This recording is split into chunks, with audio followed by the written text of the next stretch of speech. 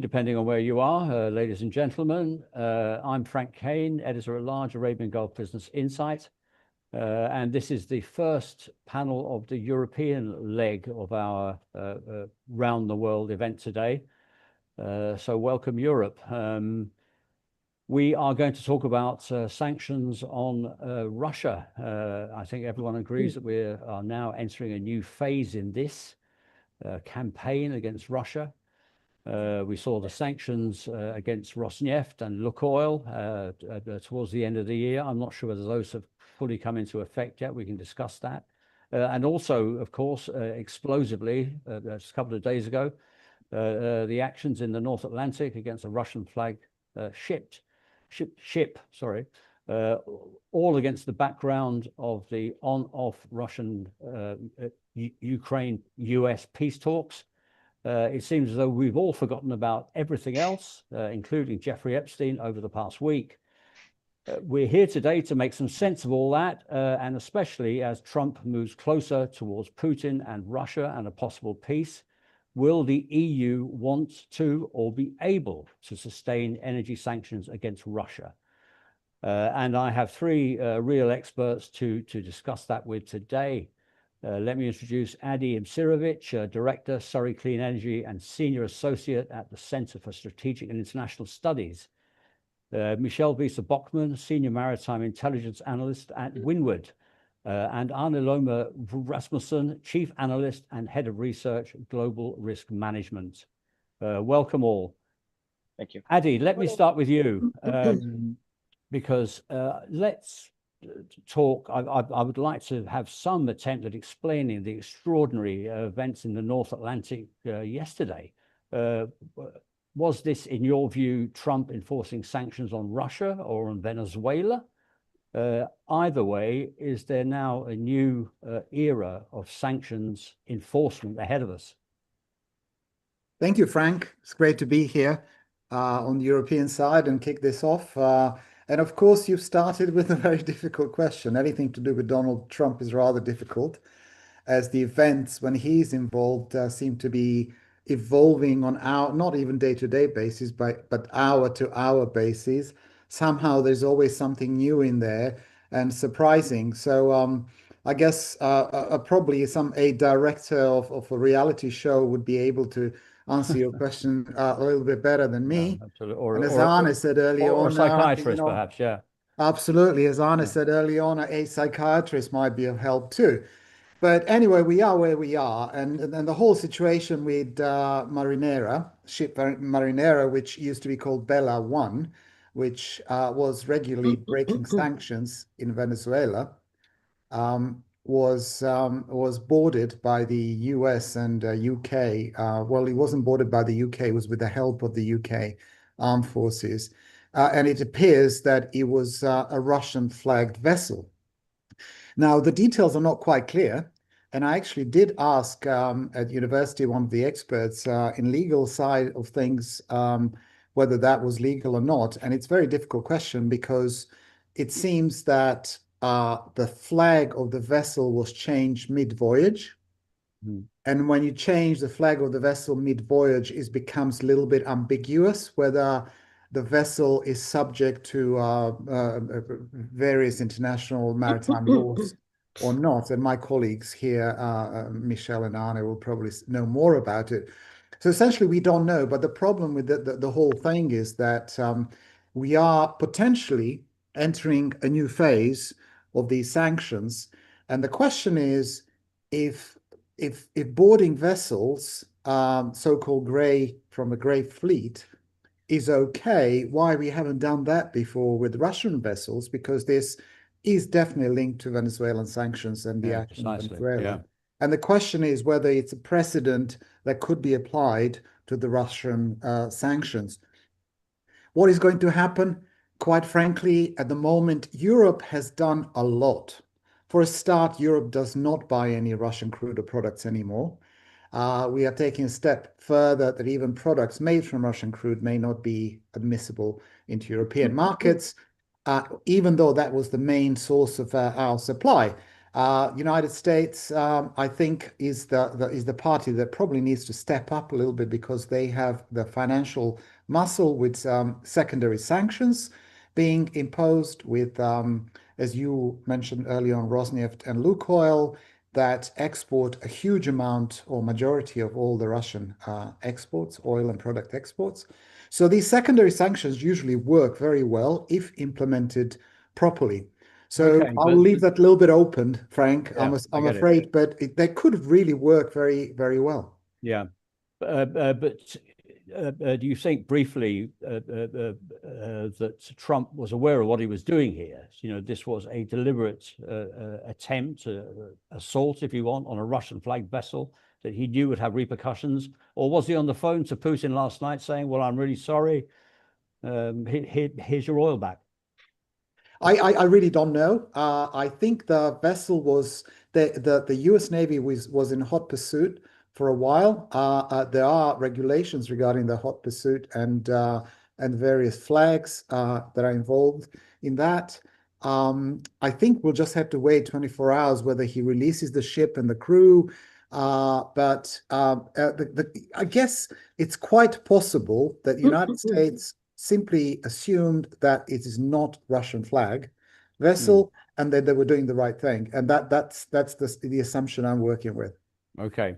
Michelle, how do you interpret what happened yesterday? This is your area of expertise in a big way, isn't it? And also more broadly, the question of whether sanctions can put a meaningful dent in Russian energy revenues.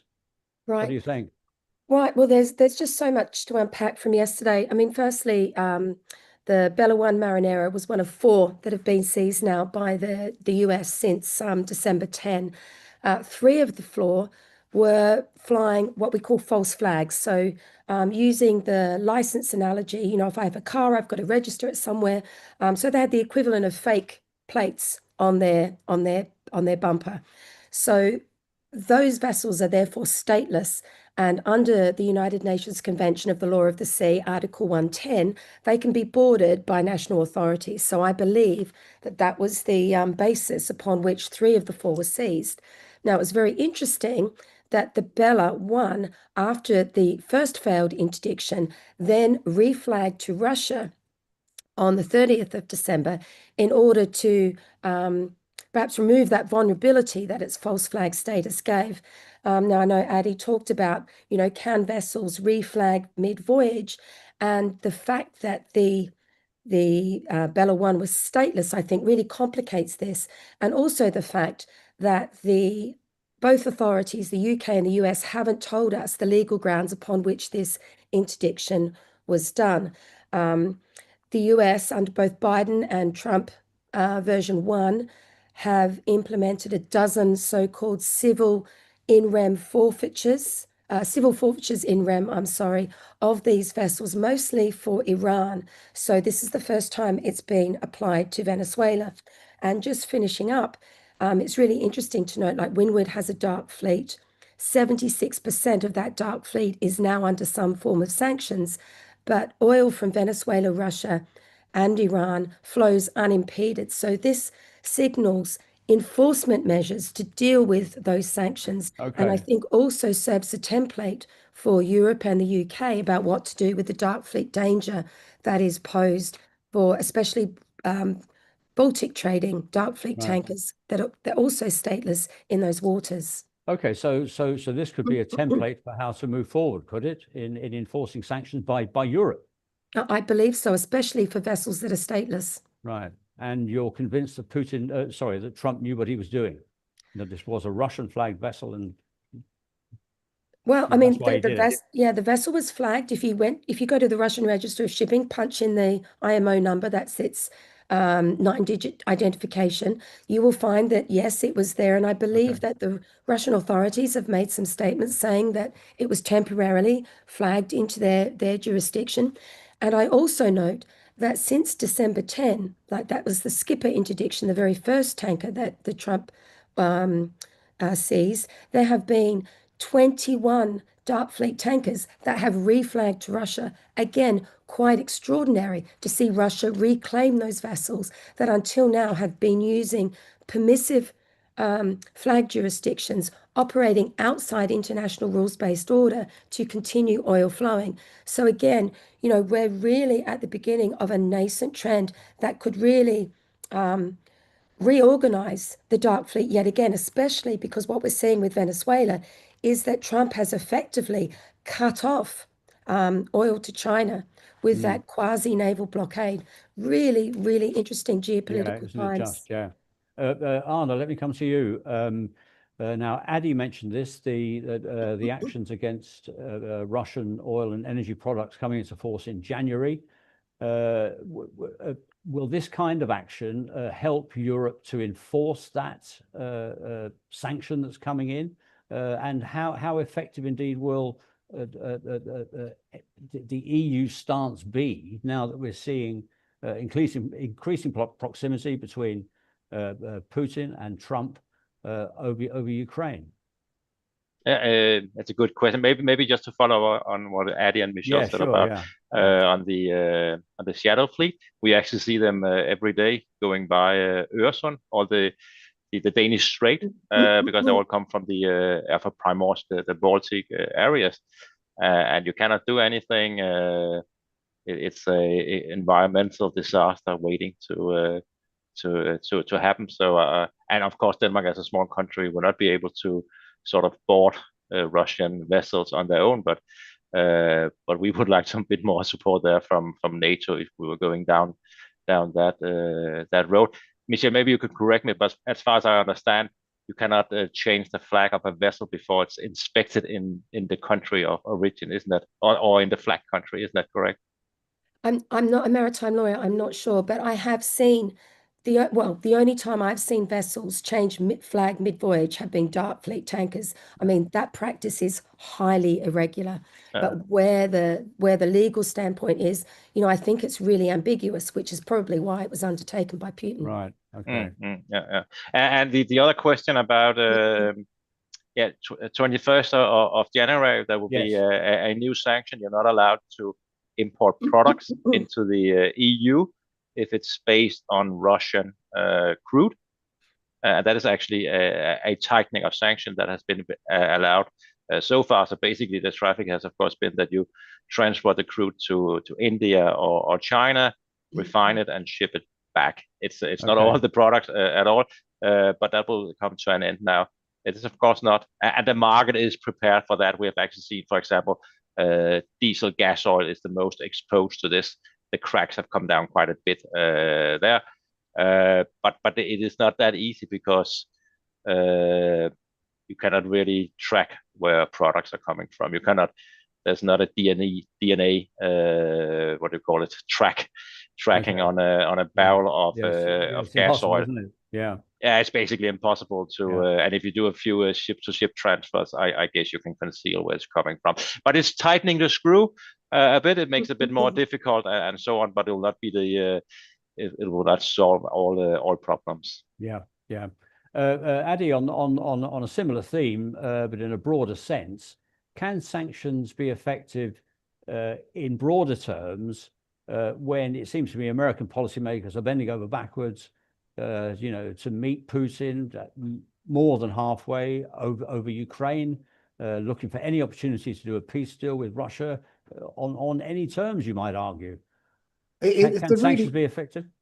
It's a really interesting question because blacklisting Rosneft and Lukoil was the first time that we've seen Russia, Europe, and United States act in a coordinated way, which is basically what you need for effective sanctions.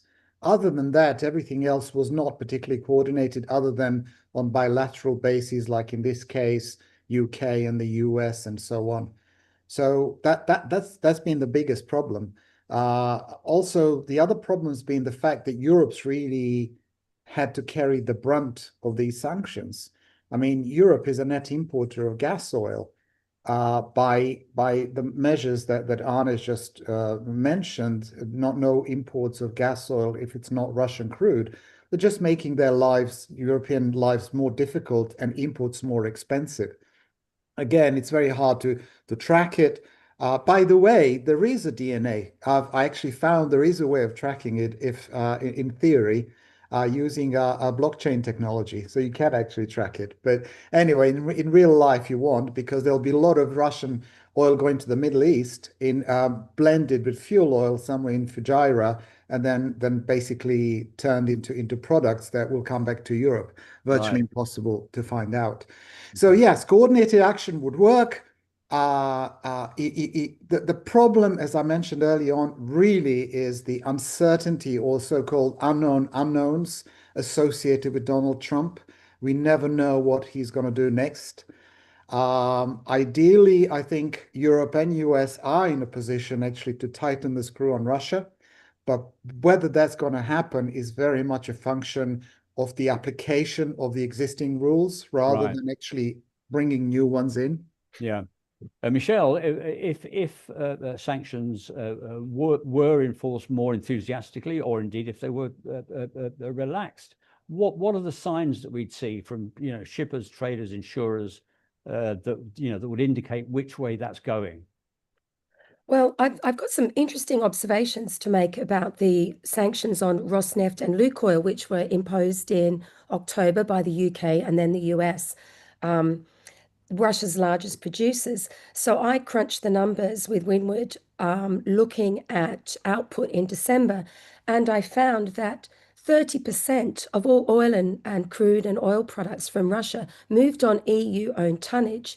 Now that's really surprising initially, but it's because those sanctions pushed down the price of Urals to below the EU and UK oil price cap ceiling of $47.60 per barrel.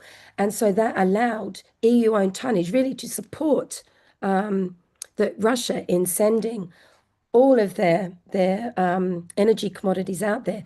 So I think once regulators get a handle on this, I think the oil price cap is pretty much dead in the water this year. I think it's been in place for 3 years. It has been quite a contentious policy. The aim, of course, was to allow oil to keep flowing while limiting revenue to the Kremlin. And yes, it has managed to do that. Has it worked? I must admit, I was quite surprised that it's still in place. Yeah. Well, I mean, I think the fact that, very quickly Russia found sanctions evasion and sanctions circumvention techniques to continue to get Rosneft and Lukoil out by, restructuring oil marketing and obviously putting in place, within, 6 weeks, there was that initial shock, but now, everything is back to normal. And I think, regulators have to keep, they're tightening the noose, and they're certainly extending sanctions beyond ships, because really most of the dark fleet is now sanctioned to the enablers of sanctions circumvention. And I think, I think we will see that, the big trend for 2026 is to look beyond vessels to those people and companies that are allowing it to happen, and likely an end to the oil price cap, and just like a blanket ban on providing marine services to Russia. Okay. Arne, you've been looking at the global bunker market, haven't you? What's that telling us about the effect of sanctions? Yeah, I mean, it's like shipping. You have a divided market. You have vessels using non-sanctioned bunkering. We're on that part, and then you have the shadow fleet using oil. We are active in Africa. It's very difficult to deal there because there's so much sanctioned bunkering oil there that we do not touch. So we have a complete divided market. And yes, one of the ways you could pressure on the shadow fleet was, of course, to create a complete ban on providing services to including bunkering to the shadow fleet. We would be happy to see that. Okay. There is a panel question. But I think you need to have especially if the US would join it through the OFAC sanctions, because OFAC sanctions are really effective. Yeah. Nobody breaks that, and no banks will ever touch anything where you have a risk of breaking OFAC sanctions. Yeah, the US has to be involved, doesn't it? There is a survey question up there. Just quickly, if we can have a look at it, the EU will fail to sustain Russian sanctions pressure on shipping and trading networks in 2026 as geopolitical momentum shifts, especially in the aftermath of the US intervention in Venezuela. You have to agree or disagree with that. And secondly, Brent crude averaged $69 in 25, down from 81 in 24. What would be the average price of Brent in 26? I love these questions. Closer to 60 or less, closer to 65, closer to 70, closer to 80 or more. And of course, you can only choose one of those. So choose away. Let's look, Addy, you're there in the UK, which has been among the more aggressive of players in its actions against Russia, not just in sanctions, but also military pledges and support for Ukraine. What do you think would persuade London to let bygones be bygones and get back to doing business with Russia again? Well, it's a pretty straightforward answer. Russia would have to withdraw from the occupied Ukrainian territory, and that would be a genuine peace with some guarantees there. I know there's a lot of discussion, and pretty much every time I'm on a GI panel, because I used to work for Gazprom Marketing and Trading and sort of spent a lot of time working with Russia, I get this question about Ukraine. Genuinely, right now, unfortunately, I don't see any resolution whatsoever. It's just basically Trump would like to see some sort of peace, but Trump likes quick victories without really thinking much how to put that in practice. Sadly, I think I don't want to go into Venezuela, but that will be exactly the case because I don't see anything resolved in Venezuela at the moment, other than Maduro being in jail. Nothing's changed. And the same story with Ukraine. I just don't see a resolution because it has to be a just peace. It has to involve, obviously, Ukraine and Europe, because Europe is the only party that will put boots on the ground. UK has already promised that. So without Europe, there can't be peace there. And it has to be just peace, because we've seen already promises made in Budapest to Ukraine to withdraw, to give up nuclear weapons with guarantees from the United States and so on. And what happened? Well, what happened to the guarantee is absolutely nothing. So quite rightly, Ukrainians are very, very worried about it. These peace negotiations, and Europe is right behind them. Michelle, do you think that there's an appetite, any appetite at all in Europe for resuming relations with Russia in the light of the Ukraine invasion? Will there always be huge elements of distrust there, even when the Americans are pushing, to go back in themselves and maybe pushing Europeans to go back in? Well, I think from an oil and trading position at the moment, we've seen that flows can very quickly recalibrate. And in order to, supply Europe and wean Europe off Russia. And they're definitely heading down a path to remove all energy commodities from Russia from their diet, really. The EU and both the UK have turned their focus onto natural gas, and specifically when it comes to shipping to liquefied natural gas. The UK sanctioned the first LNG carriers at the end of 2025, and they're looking, there are other policies in place to remove that. So if anything, I believe that, even if there is peace, and if we look at the removal of Iranian sanctions just as a template for, how quickly things can resume, if there is the appetite, it still takes about a year and a half for everything those tectonic plates to shift again. And geopolitically, there are so many other things to consider. I mean, the Houthis are sitting there in the Red Sea, so we're also looking at those considerations. And yet again, we've got a very tempestuous backdrop, and we're only really one social media post away from the US president to having everything upended again. So it's really hard to forecast. Yeah, he is completely unpredictable and mercurial, isn't he? I think that he regards that as a strength. The rest of the world regards it as a disaster. But Arne, staying on the American theme, Trump seems to be pushing American companies, some oil companies too, to go back into Russia to do business again. I'm thinking of Exxon in Sakhalin, and I'm sure there are others too. Can Europeans afford to miss out on that? Will there be a fear of missing out moment by Europeans if they see the Americans getting all the supposedly juicy fruits from Russia after some kind of peace deal? That's one thing. That's sort of the investment angle to it. But I think it's even more important to look at the import side. Not so much for oil, because oil will just come from somewhere else, and the price difference is not that huge. It doesn't really matter. But the gas is a different thing, of course. There will be a lot of pressure, especially from the big manufacturers, in energy consuming companies in Germany. Yeah, they are on a lot of. Yeah, I think from over the last 4 years, energy intensive production is down roughly 25% in Germany. That is insane. It's not only due to high gas prices, but of course also a competitive disadvantage, all kind of stuff. But of course there will be some pressure there to can we get access to cheap gas again? And then I remember a lot of the European EU sanctions are actually only running for 6 months. Then you actually have to negotiate again, and you have to be unanimous.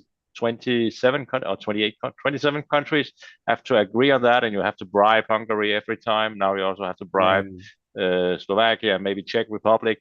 So it's getting a bit difficult, and that's why they actually did a clever thing, in my opinion, because the phase out, for example, of the LNG is actually based on EU law, which can be decided by either a qualified or a simple majority. I think it's a qualified majority. But then it's turned into EU law, and you're obliged as a country to put it into your own law, and that is much more difficult to change, and you don't have to renew it every 6 months. But there would definitely be a pressure to do something when it opens up again. But I don't think the pressure will be that big from the US, because they will be happy to sell LNG to Europe, and they have a lot of LNG to sell over the next 2 or 3 years. I think in Northern Europe, I think there's an acceptance that Russia is a lost market. This is actually we're talking about invasion. We're talking about a potential invasion. It's probably different if you go to like Spain, which has also not been a huge supporter. The more difficult it is to understand this. But I think it's important to understand this about the difference between the various sanctions. But of course also European companies will of course also like to go back to Russia. And I'll be more than happy to invite them to do that if Russia, as Eddie said, just get out of. So I was about to say a bad English swear word here. Get out of Ukraine. Yeah. Okay. So the survey, most people don't think that the EU will be able to keep up sanctions against Russia, and oil will be around around $60 where it is now. So I think we've hit the end. It's been a fascinating conversation with the three of you. Thank you so much, Adi, Michelle, Arne. It's been a pleasure to speak to you. Thank you so much. You're welcome. Thank you. Thank you. Goodbye. Thank you.